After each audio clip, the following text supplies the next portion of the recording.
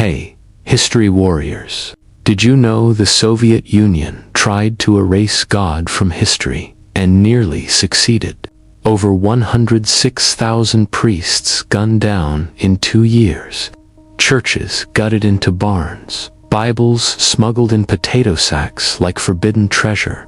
Today, we're diving into the insane Soviet hunt for God. A 74-year war on faith that turned prayers into crimes, priests into outlaws, and cathedrals into rubble.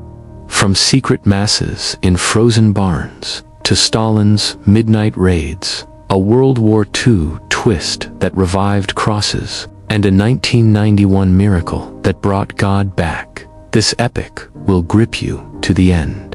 Ready for a story that'll shake your soul? If you crave untold histories like this, subscribe, hit the bell, and join the team of warriors tearing through the past's secrets. Let's dive in.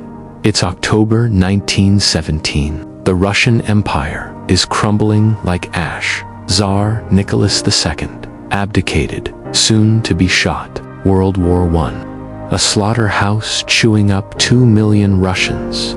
Amid the chaos, Vladimir Lenin and his Bolsheviks seize power, waving Karl Marx's manifesto like a battle flag. Religion is the opium of the people. Their vision, a godless utopia where the state is king, priest, and deity.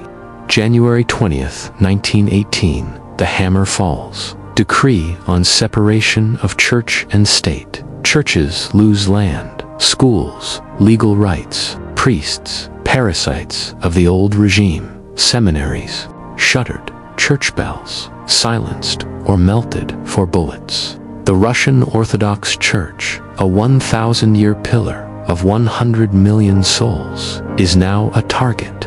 Patriarch Tikhon, elected in 1917 as Orthodoxy's defiant voice, watches his flock scatter. He's a bearded giant, a shepherd in a storm, but the wolves are circling. By 1921, famine grips Russia, 7 million starve. Lenin sees his chance, sees church valuables to feed the hungry. Sounds noble, right? It's a trap. The real goal, cripple the church. Tikhon resists, issuing a fiery encyclical. Bolsheviks, you are excommunicated. Leave God's treasures alone. Lenin's response, in a secret March 1922 letter, chills the bone. The more clergy we shoot, the better. Shua, March 15th, 1922. Picture, Father Nikolai, a humble priest inspired by real resistors, barricading his cathedral's oak doors. Parishioners, clutching icons, face Bolshevik troops. Give us the gold. The commissar barks. The crowd surges. Stones fly, then bullets. 5 dead, 11 wounded. Nikolai's fate, dragged to a show trial, branded a counter-revolutionary. Metropolitan Veniamin of Petrograd, tried for inciting riot, tortured, shot August 1922. Archbishop Andronik, forced to dig his own grave, then executed. The numbers hit like a sledgehammer.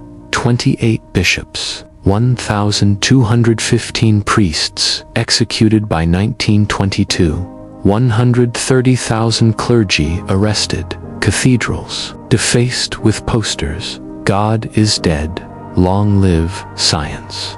Icons are burned, replaced by Lenin's portrait. But here's the question. Could a single whispered prayer spark a revolution? Some priests go underground. Meet Father Ivan, a composite of real smugglers. A wiry man with calloused hands, pedaling a creaky bike through snowy forests. His cargo, Bibles, hidden in potato crates, bound for secret masses in barns.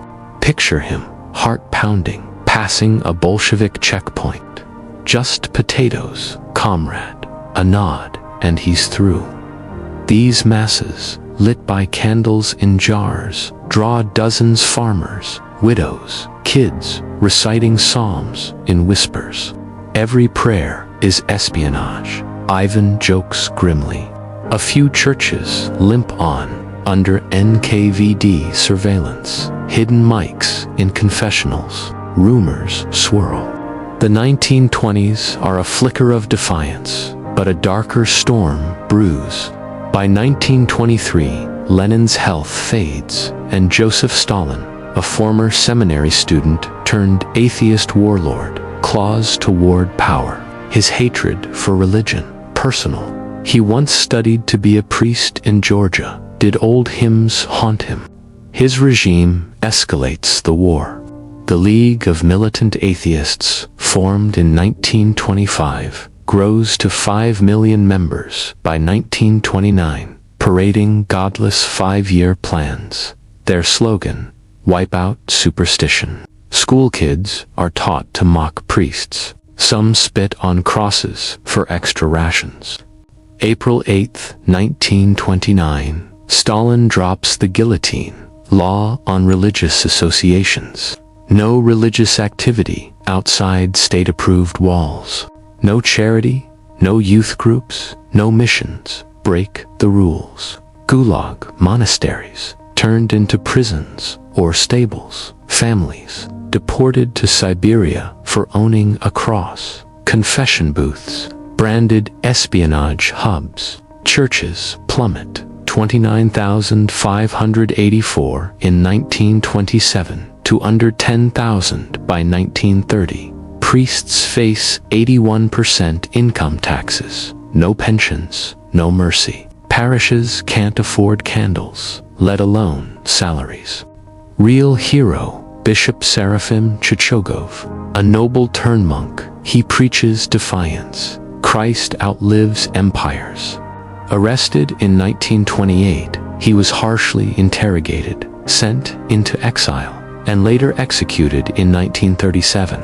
Picture Anna, a fictional seamstress inspired by lay resistors, hiding Seraphim's letters in her floorboards. At night, she reads them to her children. Faith is our shield. One slip, and it's exile, or worse. The catacomb church emerges, a shadow network. Priests hold secret baptisms in rivers, weddings in attics. Father Ivan risks more runs, now smuggling vestments with Bibles. One chalice saves a village, he says, but the NKVD's eyes are everywhere. What drove these priests to risk death for a prayer, faith, or something deeper?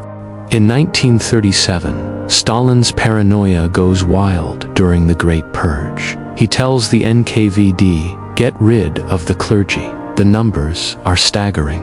168,300 priests, monks, nuns arrested. 106,300 executed in 2 years. That's 300 executions a day.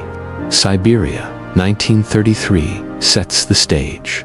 Geologists witness 60 priests shot at a quarry. Renounce God. The commissar screams, never. Bullets end the debate. Imagine Maria, a young nun drawn from martyr accounts, hiding her brother, a priest, in a cellar. Midnight boots, thud. Open for the motherland. NKVD drags him out. Maria's tortured. Renounce Christ. She spits. He's my motherland. Dawn brings a firing squad. Her last thought, forgive them. Her story, echoing thousands, fuels the catacomb church. Churches collapse. 500 left nationwide. Moscow, 60220. Leningrad, 40125. Icons are smashed. Bells melted for tanks. Was Stalin erasing God or his own past? His seminary days linger like a ghost. Heroes shine. Metropolitan Constantine of Kiev, shot 1937. Piamon of Kharkov, starved in a cell. Over 1,000 new martyrs later canonized. The Solovki Monastery, once a holy island, becomes a gulag. Father Pavel Florensky, scientist priest, writes theology in chains. God's math outlasts tyrants. Shot December 1937. Father Arseny, another real giant, survives 20 Gulag years.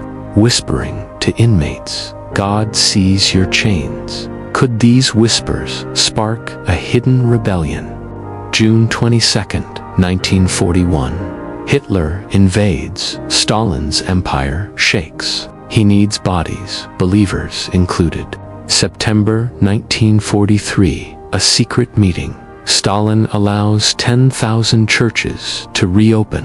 By 1953, 22,000 churches operate, up from 500. Patriarch Sergius, frail but fierce, broadcasts, pray for victory. Soldiers clutch icons in muddy foxholes. Bells ring again. But it's a chess move. Stalin's no convert. He needs morale.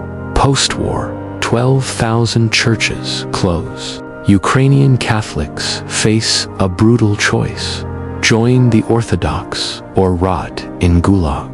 Many choose camps. Father Ivan's potato runs peak, now crossing borders. One crate, hidden under frost-bitten spuds, saves a village's faith. Was Stalin's thaw pure strategy, or did his seminary past stir something? Real story. Metropolitan Nikolai of Krutisy navigates Stalin's game, saving churches. But dying under suspicion in 1961, suspense. Did Stalin fear the cross more than Hitler's tanks? March 5, 1953. Stalin dies. Hope flickers. Then Nikita Khrushchev takes over, and it's worse. Between 1958 and 1964, 15,000 churches closed, dropping from 22,000 to just 7,000. Kids were banned from services, and parents baptizing babies were called child abusers. Schools teach scientific atheism, mocking Genesis. Evolution trumps fairy tales. Teachers sneer. Khrushchev's tactics are slicker. Individual work. Atheist agents knock on doors, shaming believers. Pilgrimages. Illegal charity. A crime. Churches are turned into gyms or cinemas. Father Alexander Men, a charismatic preacher, defies the ban, drawing crowds. He's axed to death in 1990, likely by KGB. 1970s, 7,000 churches remain. The KGB plants, spies, investments. Patriarch Alexius I. Alleged agent Drozdov. Maria's daughter, Alina, fictional, inspired by lay survivors. Now a mother, hides icons in her attic. She teaches her kids psalms by candlelight. If they catch us, sing louder, she whispers. What kept these families praying under death's shadow? 1970s, Brezhnov's stagnation, faith simmers. In 1985, Gorbachev's glasnost opens cracks. In 1988, Russia's 1,000-year Christian anniversary sparks public masses, ironic for an atheist state. Churches reopen slowly. Then, 1991, Soviet Union collapses. Faith explodes. 20,000 plus churches by 2000. Legacy. 12 to 20 million Christians killed across 74 years. The new martyrs, over 1,000 canonized, are Russia's saints born in blood. Father Ivan's potato crates, now relics in revived parishes. Alina lights a candle in a rebuilt cathedral, tears falling. We outlasted them. Warriors, the Soviet hunt for God was atheism's Frankenstein, devouring its creators. Lessons, faith endures bullets. Tyrants, fear kneeling hearts. 106,300 graves, scream, we won. Mysteries linger. Did Stalin pray in secret? Are lost icons buried in catacombs? Could this war on faith rise in enlightened regimes today? What shook you most? potato smuggled Bibles, or execution quotas? Drop your thoughts in the comments. Your stories fuel us. If this epic gripped you, like, share, and subscribe to History Unveiled for deep dives in history. Keep chasing truth. See you next time.